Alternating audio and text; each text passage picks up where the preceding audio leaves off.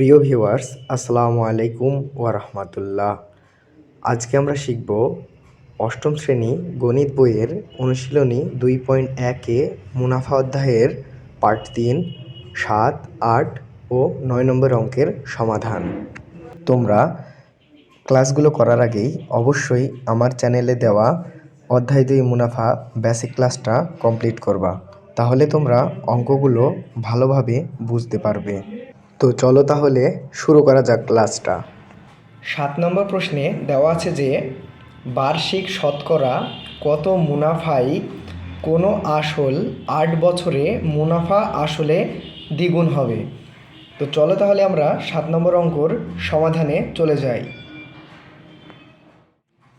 তো 7 নম্বর অঙ্কে প্রথমে আমরা সমাধান লিখব, তারপর লিখব যে আসল 100 টাকা হলে 8 বছরে মুনাফা আসলে দ্বিগুণ। অর্থাৎ যদি দ্বিগুণ হয় তাহলে আমরা এই যে আসলকে 2 দিয়ে গুণ করব সমান 200 টাকা। এখন হচ্ছে মুনাফা, তাহলে মুনাফা থেকে মুনাফা আসলে, তাহলে আমরা যদি মুনাফা থেকে আসল বিয়োগ করি তাহলে থাকছে মুনাফা 100 টাকা।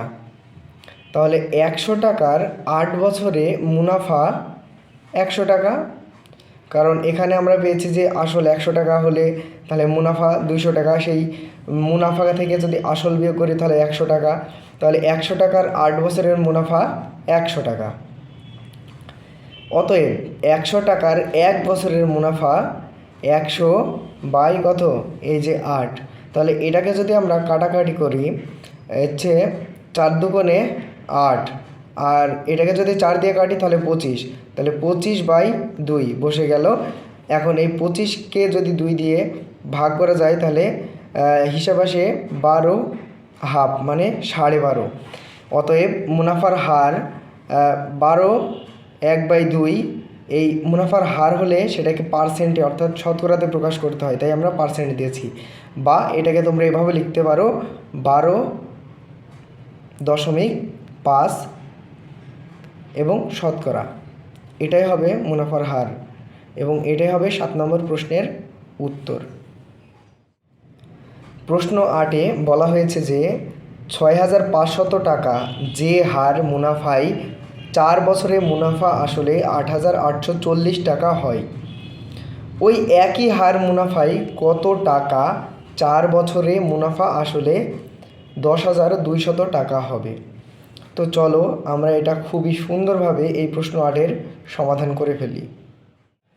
তো আমরা যদি 8 নম্বর সমাধান দিই তাহলে প্রথমে লিখতে হবে আমাকে যে দেওয়া আছে মুনাফা আসল ছিল 8840 টাকা এবং আসল ছিল 6500 টাকা। তাহলে আমরা যদি এটাকে বিয়োগ করি তাহলে মুনাফা সমান মুনাফা মাইনাস আসল, তাহলে আমরা এটা বিয়োগ করে পাবো 2340 টাকা। অর্থাৎ মুনাফা আসল থেকে আসলকে বিয়োগ করলাম, তাহলে আমরা পেয়ে গেলাম মুনাফা 2340 টাকা। এখানে 6500 টাকায় 4 বছরের মুনাফা কত হলো 2340 টাকা। অতএব 1 টাকায় 1 বছরে মুনাফা 2340 বাই 6500 টাকা। অতএব 100 টাকায় 4 বছরের মুনাফা 2340 গুণন এই যে 100 বাই এখানে লিখবো আমরা 6500 টাকা। তাহলে 100কে 6500 দিয়ে কাটলে 65কে যদি 2340 দিয়ে কাটা হয় তাহলে হবে 36 টাকা। তাহলে এখানে আমরা যদি মুনাফা মাইনাস আসল, মুনাফা এবং আসল যদি আমরা যোগ করি, মুনাফা প্লাস আসল, এখানে আমরা কত পেলাম 36 টাকা। তাহলে 100 যোগ 36 সমান 136 টাকা। এটা হচ্ছে মুনাফা আসল 136 টাকা। এখন মুনাফা আসল 136 টাকা হলে আসল 100 টাকা।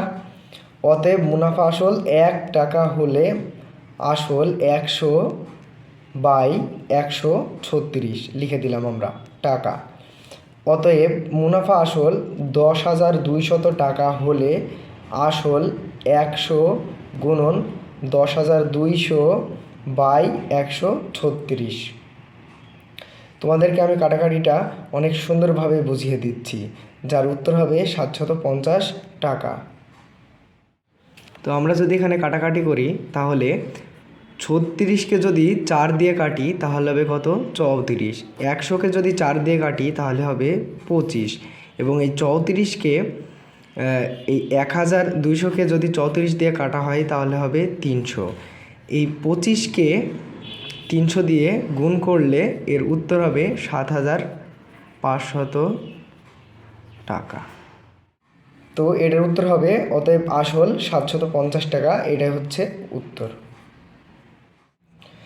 9 নম্বর প্রশ্নে বলা হয়েছে যে রিয়াদ সাহেব কিছু টাকা ব্যাংকে জমা রেখে 4 বছর পর 4,760 টাকা মুনাফা পান। ব্যাংকের বার্ষিক মুনাফার হার 8.50 টাকা হলে তিনি ব্যাংকে কত টাকা জমা রেখেছিলেন? তো চলো তাহলে আমরা এর উত্তরে চলে যাই।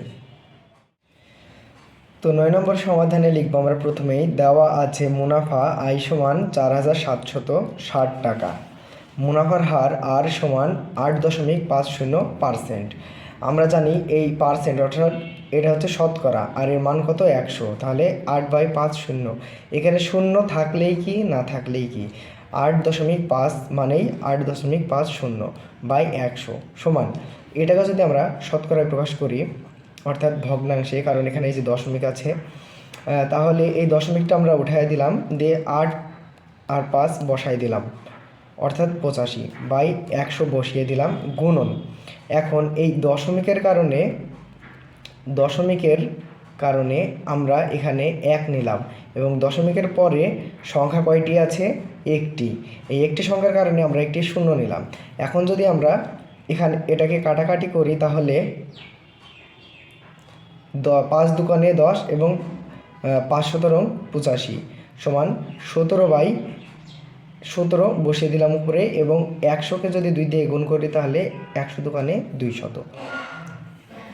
আমরা জানি আই সমান PRN, বা আমরা আসলকে বামে নিয়ে আসলাম, P সমান আই বাই RN। আই সমান মুনাফা, আর সমান মুনাফার হার, এবং N সমান সময়। তাহলে আয় সমান আমরা কত লিখলাম? 4,760, এই যে 4,760 বাই মুনাফার হার, আর সমান মুনাফার হার 17/200, এই যে 17/200, গুণন N সমান কি? সময়। N সমান সময়, প্রশ্নতে দেওয়া আছে সময় 4 বছর, তাই আমরা লিখেছি এটা 4। এখন এটাকে যদি আমরা 4,760 গুণন, এটাকে যদি আমি উল্টায় নিই, 200কে উপরে নিয়ে আসলাম, 17 ওখানে এবং 4 যেখানে ছিল সেখানে অবস্থান করবে। এখন এই কাটাকাটিটা যদি আমরা করি তাহলে হবে, 200কে যদি 4 দিয়ে কাটি তাহলে হবে 50, এবং 4,760কে যদি 17 দিয়ে কাটি তাহলে 280 টাকা। এটাকে যদি আমরা গুণন করি, 280 গুণন 50 তাহলে হবে 14,000 টাকা।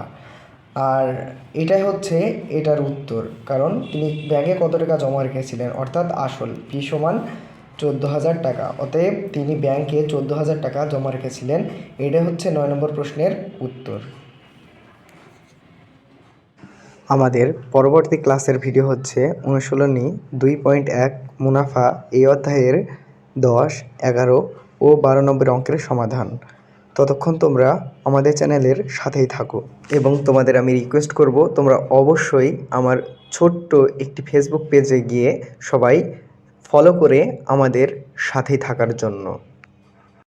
আমার ফেসবুক পেজের লিঙ্কটা আমি তোমাদের ডেসক্রিপশন বক্সে দিয়ে রাখছি, তোমরা সেখানে থেকে গিয়ে আমার পেজটি ফলো করে আসবে।